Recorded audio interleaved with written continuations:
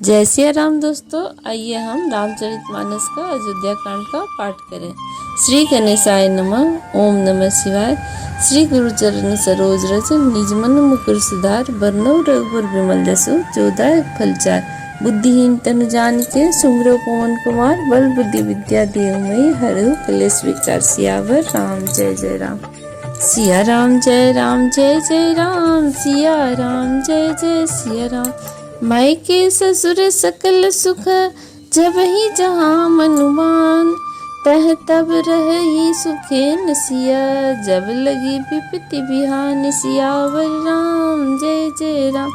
सीता के मायके यानी पिता के घर और ससुराल में सब सुख है। जब तक कि वह विपत्ति दूर नहीं होती तब तक वे वहाँ पर जी चाहे वहीं सुखी से रहेंगी।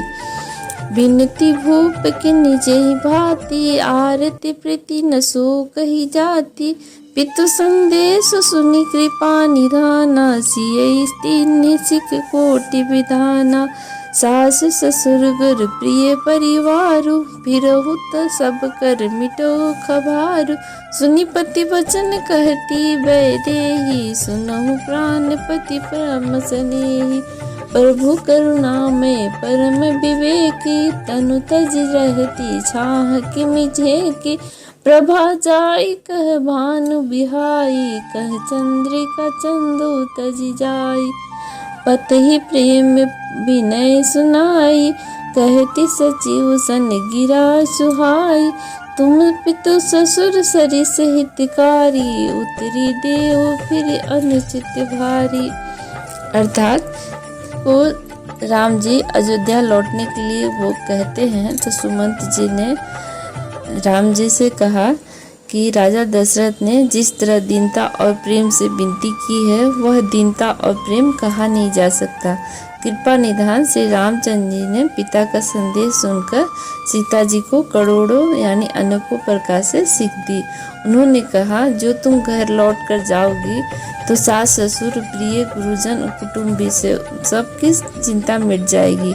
पति के वचन सुनकर जानकी जी कहती हैं, हे प्राणपति, हे परम स्नेही, हे प्रभु, आप करुणामय और परम ज्ञानी हैं। कृपा करके विचार तो कीजिए, शरीर को छोड़कर छाया अलग कैसे रह सकती है। सूर्य की प्रभा सूर्य को छोड़कर कहाँ जा सकती है और चांदनी चंद्रमा को त्याग कर कहाँ जा सकती है। इस प्रकार पति को प्रेममयी विनती सुनाकर सीता जी मंत्री से सुहावनी वाणी कहने लगी, आप मेरे पिताजी और ससुर के समान हैं, मेरा हित करने वाले हैं।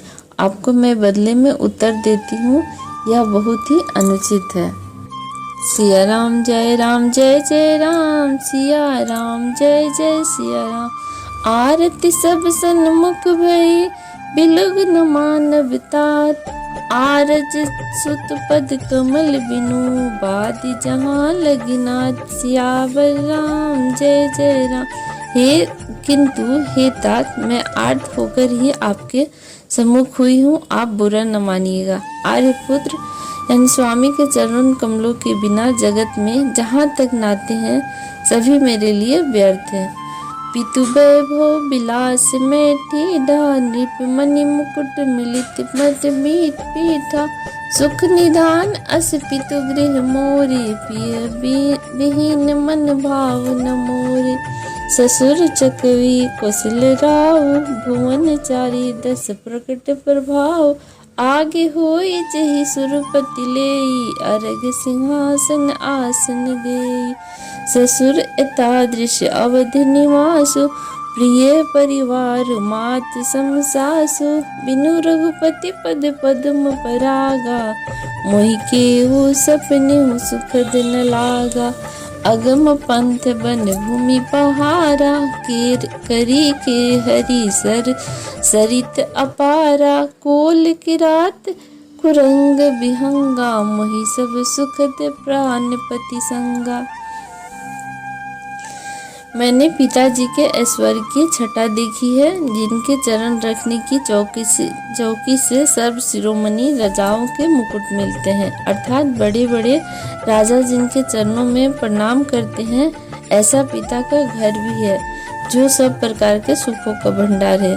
परंतु पति के बिना मेरे मन को भूल कर भी नहीं भाता।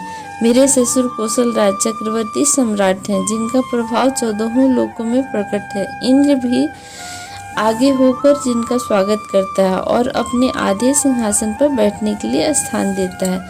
ऐसे ऐश्वर्य और प्रभावशाली ससुर और उनकी राजधानी अयोध्या का निवास, प्रिय कुटुंबी और माता के समान सासुएं, वे कोई भी रघुनाथ जी के चरण कमलों की रज के बिना मुझे स्वप्न में भी सुखदायक नहीं लगते। दुर्गम रास्ते, जंगली धरती, पहाड़, हाथी, सिंह, अथाह तालाब एवं नदियाँ, कोल, भील, हिरन और पशु पक्षी प्राणपति रघुनाथ के साथ रहते हैं। वे सभी मुझे सुख देने वाले होंगे। सिया राम जय राम सिया राम जय जय सिया राम। सास ससुर सन मोरे हितो, बिनय कर भी परिपाय। मोर सोच जनि करिय कछु, मैं बन सुखी स्वभाव। सियावर राम जय जय राम। अतः सास और ससुर के पांव पड़कर मेरी ओर से विनती कीजिएगा कि वे मेरा कुछ भी सोच न करे। मैं वन में स्वभाव से ही सुखी हूँ। प्राणनाथ प्रिय देवर साथा, पीर धुरी निधर धनु भाथा। नहीं मग श्रम भ्रमो दुख मोरे, मोहि लगी सोच करी जनि भोरे। सुनी सुमंद्र सिया शीतली बानी, भयो बिकल जनु फनि मानी। मन हानि नयन सूझ नहीं सुनई न काना, कन कही न सकई कछु अति अकुलाना। राम प्रबोध किन्न बहु भांति, तदपि होती नहीं शीतली छाती। जतन अनेक साथी तिकिन्हे, उचित उत्तर रघुनंदन दीन्हे।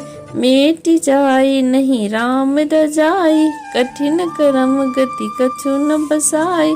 राम लखन सिय पद चिरुनाई, फिरऊ बनिक जिमि पूर गवाई। अर्थात वीरों में अरगन और धनुष और मानों से तरकस धारण किए मेरे प्राणनाथ और प्यारे देवर साथ हैं। इससे मुझे न रास्ते की थकावट, न भ्रम है और न मेरे मन में कोई दुख ही है। आप मेरे लिए भूलकर भी सोच न करें।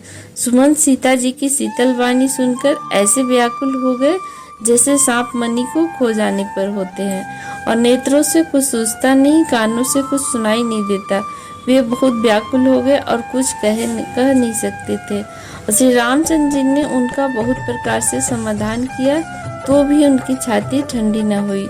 साथ चलने के लिए मंत्री ने अनेकों यत्न किए, पर रघुनंदन श्री राम जी और उन सब युक्तियों का यथोचित उत्तर देते गए।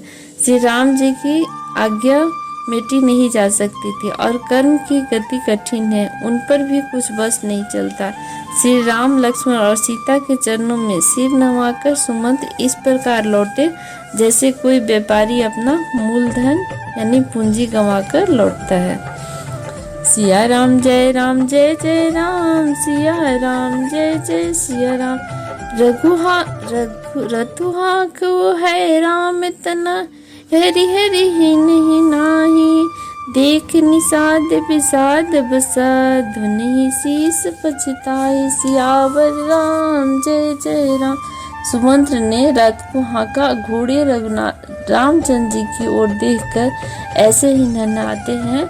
यह सब देखकर निषाद लोग विषाद के वश होकर सिर धुन कर यानी पीट कर पछताते हैं। जय सिया राम। आगे की कथा अगले एपिसोड में।